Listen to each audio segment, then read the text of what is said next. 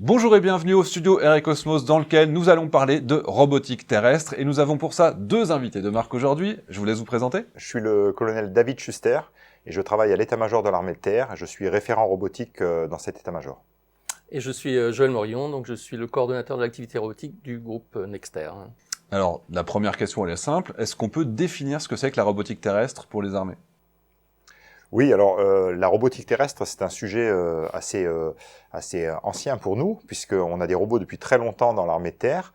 On a commencé très tôt avec les démineurs qui ont utilisé des robots terrestres. C'est un peu l'ancêtre de la robotique. Pourquoi on a fait ça ? Eh bien parce que le robot a été le premier objet qui a pu intervenir sur des explosifs et des choses particulièrement dangereuses et ainsi préserver la vie humaine dans ce genre de fonction.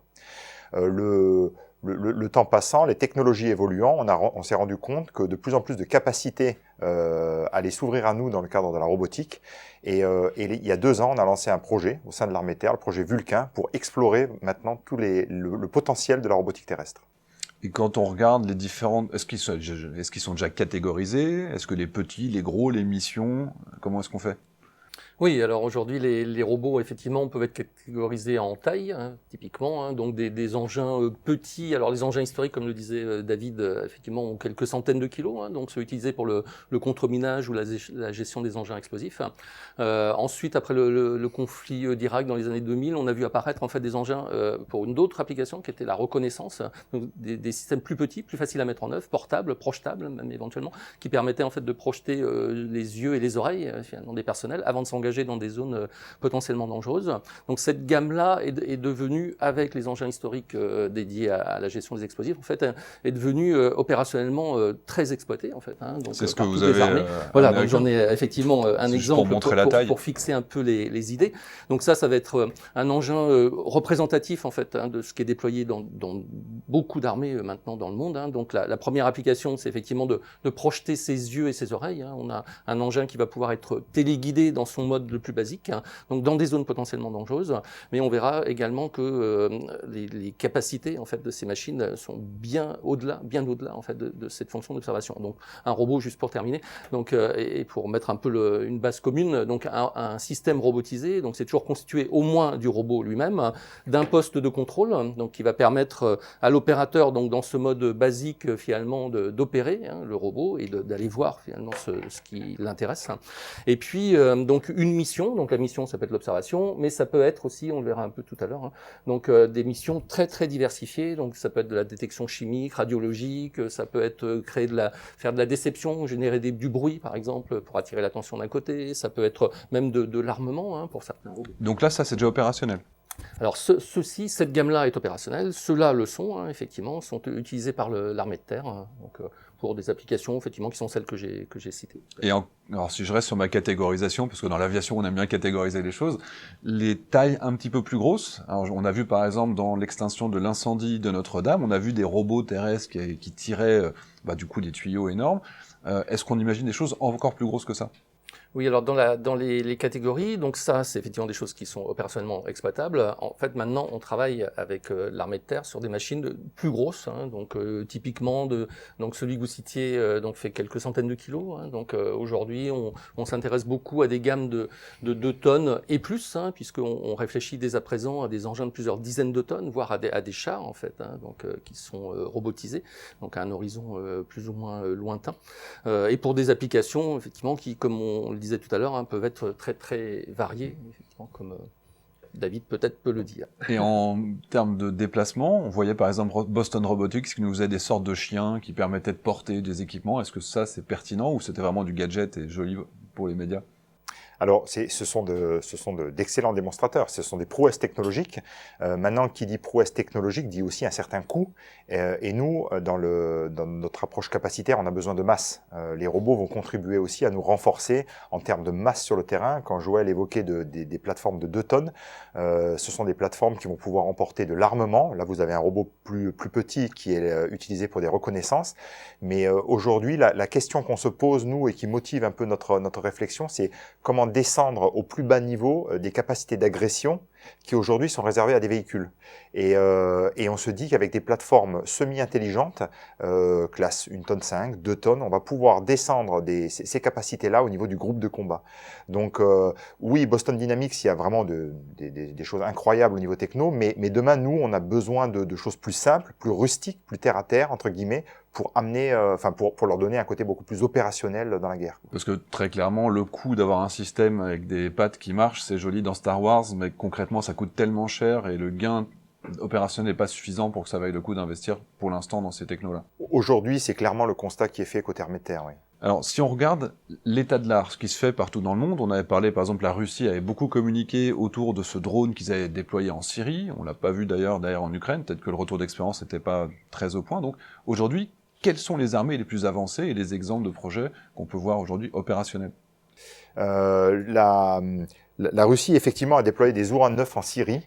Donc, ce sont des plateformes, j'ai plus le tonnage exact en tête, des plateformes assez conséquentes. C'est lourd. Hein. C'est lourd, hein, c'est du blindé lourd, avec le retour d'expérience qui en a été fait a été plutôt mitigé, voire un échec. Moi, j'ai tendance à dire qu'on apprend quand même beaucoup plus de ces échecs que de ces réussites. Donc, les Russes ont évidemment capitalisé beaucoup d'informations, beaucoup de retours d'expérience hein, sur ce genre de manip pour développer maintenant leur propre robotique. Donc, on sait que les Russes cherchent évidemment beaucoup à autonomiser certains systèmes. On a les Américains qui travaillent évidemment aussi sur des concepts. Les Américains travaillent sur des plateformes terrestres. Ils travaillent beaucoup aussi sur les interfaces homme-machine pour commander des essaims et commander des essaims avec pour essayer de limiter le nombre d'opérateurs à commander des essaims. Vous imaginez... La DARPA, notamment, qui a fait des grands, jusqu'à 200 véhicules aériens et terrestres coordonnés par une seule personne. Je pense que on parle des mêmes images là. C'est assez intéressant. Alors, on est sur de la démonstration, parce qu'on voit tous les opérateurs qui sont derrière, qui coordonnent ça, mais on a quand même un seul pilote pour mener une mission de reconnaissance sur un village, ce qui est quand même assez impressionnant. Ouais. Et on avait vu à Eurosatory, Nexter avait présenté un robot, là, pour le coup, qui était quand même d'une certaine taille, peut-être plus d'1 tonne, j'ai du mal à me rendre compte. Ça, c'est opérationnel, c'est au niveau capacité, ça va arriver bientôt? Alors, ça va arriver bientôt, oui. Par contre, donc, pour répondre à votre question et reprendre ce que disait David, aujourd'hui, les Russes ont effectivement capitalisé du retour d'expérience avec l'Uran 9 en Syrie, et finalement, et ont pris conscience que opérer, téléguider un engin lourd comme ça, c'est différent en fait d'une voiture ou d'un jouet. Donc pourquoi c'est différent d'un jouet? C'est simplement parce que ces engins dans lesquels l'homme n'est plus, finalement, donc l'homme qui va être assis confortablement comme ici devant son poste de contrôle ne va plus ressentir finalement les sollicitations du terrain ou de l'environnement sur le véhicule. Donc typiquement l'Uran 9, parmi les retours dont on a disposé, il y avait typiquement une limitation radio, hein, autant quand on va téléguider un drone, on est en liaison directe entre le poste opérateur et le drone, donc la liaison radio n'a pas de problème, ça passe très bien. Quand on va être en milieu terrestre, finalement on va passer derrière des obstacles, derrière des bâtiments, des arbres, donc ça on va être très perturbé par la liaison radio, hein. Les Russes s'étaient aperçus qu'après avoir tourné le coin du mur, finalement, on perdait les liaisons radio. Deuxième constat, donc c'est le fait que l'homme ne soit plus embarqué, ne sente plus finalement ce que subit le véhicule. Donc, ça va pas le gêner, donc depuis son fauteuil, de pousser le joystick et de demander au robot d'avancer à des vitesses conséquentes sur un terrain difficile, ou bien de lui demander de faire un virage à 90 degrés à 50 km/h. Donc, quand on est dedans avec l'oreille interne, on a un retour kinesthésique, on sent les accélérations, donc il faut pas dépasser, sinon ça va mal se passer. Donc ça, on le sent plus. Donc ça veut dire que même le mode de contrôle le plus basique de ces robots, qu'on appelle la téléopération, hein, le téléguidage, donc n'est pas si simple que ça, parce que finalement on risque de perdre le robot justement, donc il faut compenser le fait que l'homme ne soit plus embarqué physiquement par un certain nombre de sécurités. Et donc on va parler aujourd'hui de socle de crédibilité, donc il faut mettre en place un certain nombre de solutions techniques, d'assistance, qui permettent donc à l'opérateur de téléopérer de manière sécuritaire ces engins. Donc aujourd'hui on en est là. Les robots, alors là on vient de parler d'un mode de contrôle très basique, hein, très téléguidé assisté. Aujourd'hui, on augmente en fait l'autonomie de déplacement de ces robots, hein, donc il y a une demande importante en fait des forces pour réduire la charge cognitive. L'intérêt de la robotique, hein, c'est bien sûr d'occuper le terrain, mais de pas nécessiter un homme par robot. Hein, donc du coup. Ça va jusqu'où? C'est-à-dire qu'on va dire à un drone terrestre va te positionner derrière cet immeuble et regarde, ou alors on lui dit directement fais de la reconnaissance dans la ville, ou alors il faut le piloter jusqu'à la position et puis qu'on soit en permanence en train de regarder? Alors, l'idée, c'est d'arriver à ces ordres hauts, c'est-à-dire d'avoir des robots que l'on va considérer comme des équipiers et donc capables de traiter une mission comme le traiterait une unité humaine, entre guillemets. À la limite près de l'ordre de feu, parce qu'on a fixé une limite éthique dans tous ces travaux, on va essayer de maximiser l'autonomie qu'on va donner à nos systèmes dans tout ce qui va être mobilité, acquisition de renseignements, des choses comme ça. Par contre, à partir du moment où on arrivera en situation de létalité, là on aura l'ordre du chef et l'engagement, la responsabilité du chef qui sera engagé dans l'action. Mais on va aller chercher à maximiser cette autonomie dans ces systèmes jusqu'à cette limite qu'on s'est fixée. Et c'est des missions différentes que celles que vous pourriez attribuer à un humain? Aller un sergent avec son unité, il va aller à un endroit, ou c'est vraiment, ça va remplacer l'humain pour certains types de missions dangereuses par exemple? Alors, le but, c'est de travailler en synergie. Ça ne remplacera pas l'humain pour des tas de raisons à court et moyen terme. On peut parler d'intelligence des robots, mais l'intelligence tactique et l'intelligence vraiment du terrain va forcément nécessiter à un moment ou à un autre l'intervention humaine et la synergie avec des troupes débarquées.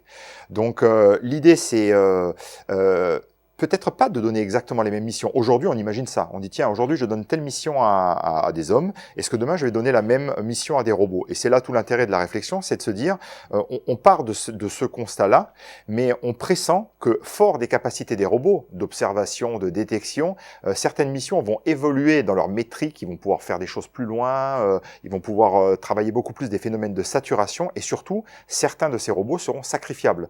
On l'a vu en Ukraine, des robots qui sont chargés d'explosifs, qui se déplacent pour aller délivrer leur effet directement dans les zones ennemies et qui sont des sortes de mines terrestres quasiment autonomes ou téléopérées, on va dire, qui sont des nouvelles manières et qui vont ouvrir des nouvelles capacités opérationnelles. Donc il y a les drones suicides terrestres également, effectivement, vous avez en Ukraine. Et alors maintenant, si on regarde un petit peu dans les prochaines années, on parle d'un horizon, c'est quoi, 2025, 2030, pour avoir des robots un peu plus lourds dans ce type-là? Alors, dès à présent, en fait, des systèmes sont exploitables. En fait, dans un domaine de fonctionnement réduit, limité. Hein, donc, on parle en fait non pas d'échelle technologique, de maturité technologique, en fait, mais de maturité opérationnelle. Hein. Donc aujourd'hui, les robots savent faire déjà plein de choses. Hein. On a parlé tout à l'heure du mode basique de téléguidé. Aujourd'hui, on cherche à augmenter l'autonomie, au moins de mobilité de ces engins. Mais par contre, on sait très bien que ces robots ne vont pas être capables de se déplacer par tous les temps, dans toutes les conditions, sur tous les types de terrain, de manière entièrement autonome. Donc néanmoins, une application type de surveillance de site, par exemple, hein, qui va être sur une zone plane, qu'on va avoir préalablement reconnue. Donc typiquement, le robot pourrait assurer cette tâche de surveillance avec des capacités de détection d'intrusion. Donc ça, c'est un exemple d'application dès à présent disponible. Donc ce que je veux dire par là, c'est que le monde industriel aujourd'hui, pour répondre aux besoins opérationnels, cherche à étendre en fait ce domaine de fonctionnement, donc progressivement, faire en sorte que les robots fonctionnent par tous les temps, sur des terrains de plus en plus compliqués, donc avec une liaison radio de plus en plus limitée ou réduite, hein, pour éviter le brouillage par exemple, ou être moins sensible au brouillage en tout cas. Donc se passer de GPS aussi, hein, donc on pourra y revenir tout à l'heure dans l'autonomie de mobilité là. Donc aujourd'hui l'enjeu il est là, donc il n'y a pas une rupture, on n'est pas en train de dire il faut attendre 2025 ou 2030 pour avoir des robots, il y a dès à présent des robots, notamment les petits et des plus gros, qui sont exploitables dans un domaine de fonctionnement qui est ce qu'il est aujourd'hui et qu'on va chercher à étendre en fait, hein, pour augmenter le spectre des missions accessibles. Et donc l'intérêt à terme, c'est d'avoir des essaims dans lesquels il y a des robots aériens et terrestres qui vont communiquer entre eux. Ce que je veux dire par là, est-ce qu'on va dire je veux voir ce qu'il y a dans telle fenêtre de tel bâtiment, et puis l'essaim réfléchit si c'est un drone terrestre aérien qui y va tout seul, on va désigner un drone terrestre pour rentrer dans un bâtiment sans GPS pour se débrouiller tout seul. C'est plus une question techno aussi. Oui, alors la finalité que vous évoquez, c'est-à-dire ce couplage entre drone terrestre, drone aérien, tout ça, c'est évidemment recherché parce que il y a des choses en capacité d'emport qui vont être assumées par les robots terrestres et souvent quand on parle d'observation, les drones sont quand même sacrément agiles, vont très vite, très loin, nous permettent de voir avec des résolutions qui sont fantastiques. Alors aujourd'hui, ils ne sont utilisés qu'en jumelles déportées, mais demain, on peut très bien imaginer, on l'imagine dès à présent, cet écosystème que vous décrivez avec des drones qui regardent, qui identifient, qui communiquent avec des robots terrestres, une sorte d'essaim à la fois terrestre et aérien pour remplir une mission. c'est un vrai défi, c'est un vrai défi. Hein. Joël a évoqué la mobilité terrestre. C'est vrai que aujourd'hui c'est une pointe d'effort problématique que l'on n'a pas avec les drones aériens. Mais cette coordination nécessite aussi des liaisons, nécessite aussi une intelligence collective qui aujourd'hui sont en cours de réflexion entre guillemets parce que ça n'existe pas encore aujourd'hui. Donc ça s'intègre dans la bulle Scorpion avec la réflexion avec tous les capteurs et les effecteurs qui travaillent ensemble. Et avant, oui, alors effectivement, et avant d'arriver à cette notion d'essaim, il y a une étape intermédiaire aujourd'hui qui est l'étape de véhicules augmentés. Donc l'idée, c'est, là on vient de parler des robots, mais en les considérant un petit peu à côté du reste du système. Le robot, demain, il a besoin d'être intégré en fait dans le combat, en fait, hein, donc de faire partie réellement intégrante du combat. Et donc une étape intermédiaire, c'est effectivement créer une espèce de bulle autour des véhicules. Quand on va parler aujourd'hui, quand on considère un véhicule de combat, il a ses capteurs, ses effecteurs qui sont boulonnés, scotchés sur le toit. Et donc une évolution naturelle de ces véhicules, c'est qu'une partie de ces capteurs ou de ces effecteurs finalement soit mobile, puisse décoller, sortir d'un coffre, de manière à étendre finalement la sphère d'influence du véhicule. Hein. Donc, vous avez présenté quelque chose qui ressemble à ça d'ailleurs, un véhicule porteur de petits drones. Alors effectivement, après on peut faire ça à la mode poupée russe. On peut avoir un véhicule de combat. Quand je parlais véhicule de combat, c'est typiquement des véhicules de type Griffon, des Scorpion, hein, des gros véhicules habités, mais qui vont finalement étendre leur capacité, donc avec des satellites robotisés, donc drones ou robots terrestres. Donc ça, c'est une première application, finalement, une extension naturelle de véhicule qui va exploiter la robotique. Après, vous avez raison, on peut avoir des gros robots donc qui vont porter des drones, qui vont porter des petits robots. Il y a une complémentarité naturelle. Hein. Je me souviens d'une expérimentation qu'on a faite il n'y a pas très longtemps pour des robots qui devaient faire une reconnaissance NRBC, chimique radiologique, en fait, dans un bâtiment où il y avait une suspicion d'une telle menace. Finalement, dans un bâtiment qui est potentiellement dangereux, on va éviter de s'en approcher. Donc, on va utiliser un gros robot, en fait, qui va s'approcher du bâtiment, mais le gros robot va pas pouvoir pénétrer dans le bâtiment. Donc, il va débarquer un petit robot qui va être bardé de capteurs chimiques radiologiques, qui va aller faire une exploration et chercher une éventuelle menace.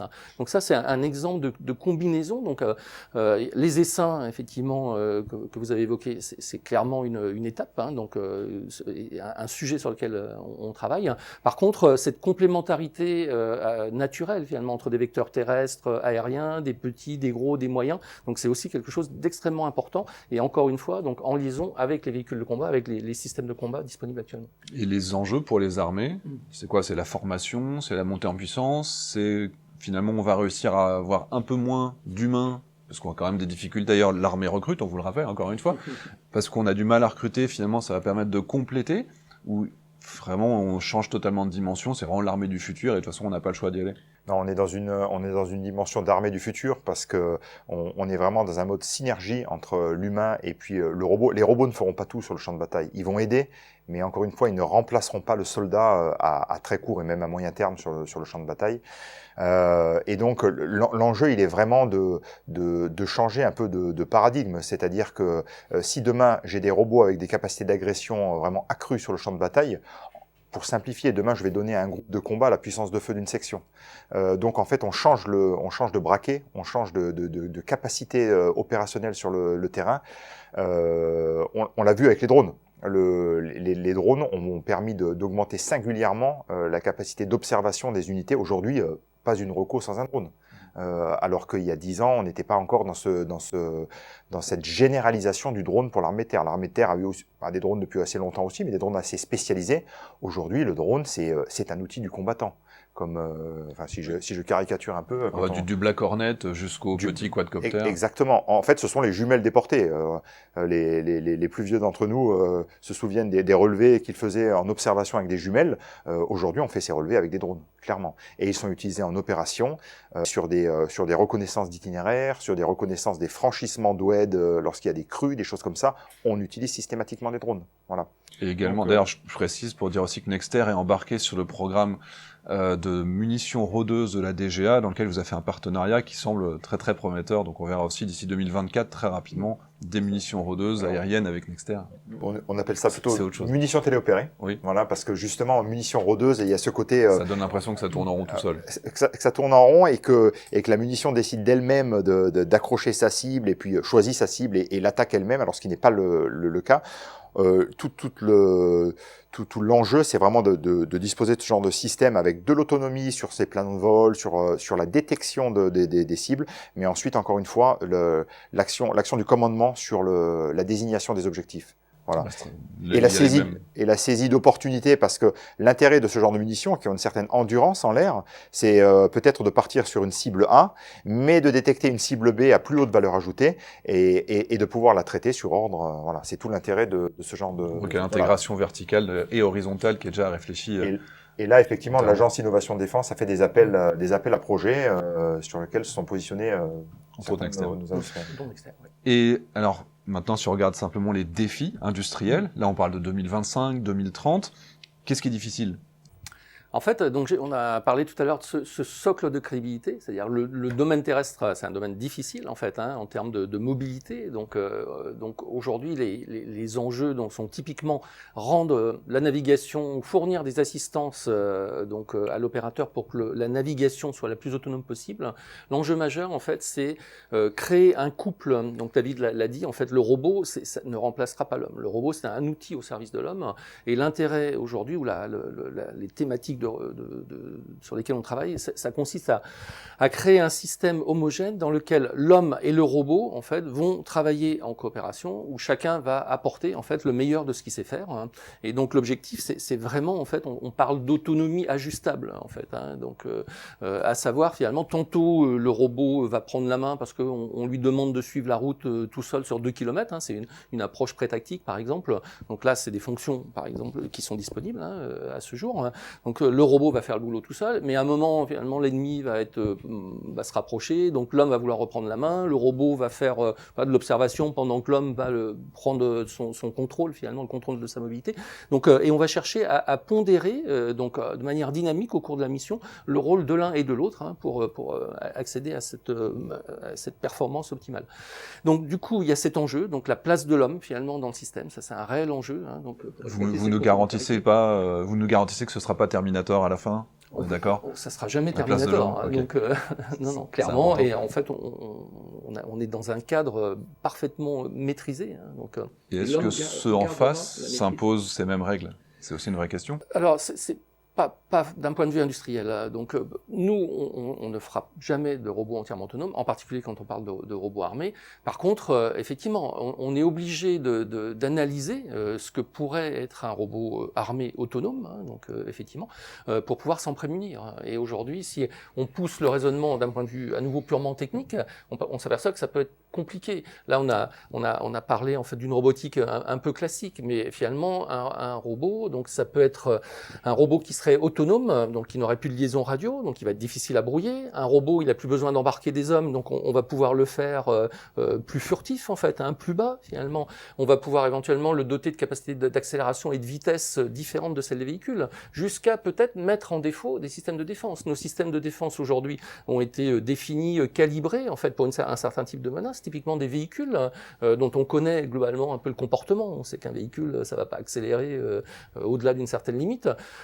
Notamment parce qu'il faut préserver les personnels à bord. Donc demain, un robot, ça peut prendre n'importe quelle taille, n'importe quelle forme, avec des capacités très différentes de ce qu'on connaît aujourd'hui. Et on peut se demander si nos systèmes de défense seront toujours adaptés. Donc ça, c'est une vraie question. Et alors, une question peut-être aussi de coût. Si on réfléchit, 2035, le MGCS doit arriver. Est-ce qu'un MGCS robotisé coûterait moins cher qu'un MGCS habité ? C'est difficile de répondre à cette question. Est-ce que la question elle est simplement le coût ? Donc c'est pas certain. Donc un véhicule qui n'embarque plus d'hommes, il a clairement besoin, il a des fonctions, des fonctionnalités, des capacités dont on va pouvoir réduire en fait le niveau de performance. Typiquement la protection oui. des personnels, qui est quand même une composante importante. Donc je dirais il y a forcément des gains quelque part. À côté de ça, on va probablement mettre un peu plus de calculateurs, un peu plus de capteurs, qui vont coûter peut-être plus cher que les systèmes actuels. Donc aujourd'hui, l'équation, ça va dépendre de la mission, ça dépend du gabarit, donc il est très difficile de répondre en l'état à cette question, puisque c'est encore ce segment, en tout cas de robotique, est encore en devenir. C'est exactement le même débat qu'on a avec les avions de 6e génération et les drones, les ailiers, qu'on les appelle aujourd'hui. Mais au final, est-ce qu'il n'y a pas un risque d'avoir des drones qui puissent être piratés par l'ennemi qui pourrait décider que mon drone qui va censé être explosé dans leur tranchée, ils le font exploser à distance. Si, c'est un risque réel. Tous ces équipements qui sont de plus en plus technologiques sont potentiellement hackables, sont potentiellement piratables par un ennemi. Et nous, on a intérêt aussi à se poser la question de comment nous allons neutraliser ces systèmes à haute valeur ajoutée chez l'ennemi. L'armée de terre en a parfaitement conscience. Dans la transformation qu'elle opère, elle renforce ses capacités en guerre électronique et notamment en capacité d'action dans le domaine cyber, ce qui est vraiment une volonté de l'armée de terre dans ce domaine et puis des armées d'une manière générale. Avec le ComCyber qui s'est renforcé dans les derniers ComCyber qui s'est renforcé, des compagnies de guerre élec renforcées, voire même une diffusion d'éléments de combattants cyber jusque dans des unités plus traditionnelles, voilà, moins cloisonnés avec des ultra spécialistes qui ne feraient que du cyber et puis des fantassins classiques. Demain, des régiments d'infanterie ou des brigades interarmes nouvelle génération qui mixent beaucoup plus ce genre de capacité pour faire face à ce genre de menaces. L'interarmée jusqu'au plus près du terrain. Voilà, c'est ce qu'on essaye d'atteindre. Ouais. Messieurs, merci beaucoup. C'était vraiment passionnant. Merci beaucoup. On espère que ça vous a plu. Le numéro de la semaine, évidemment, nous sommes le lundi avec le début du Bourget. Vous aurez des vidéos toute la semaine avec plein de sujets. J'espère que ça vous a plu et on vous dit à très bientôt au studio Air Cosmos.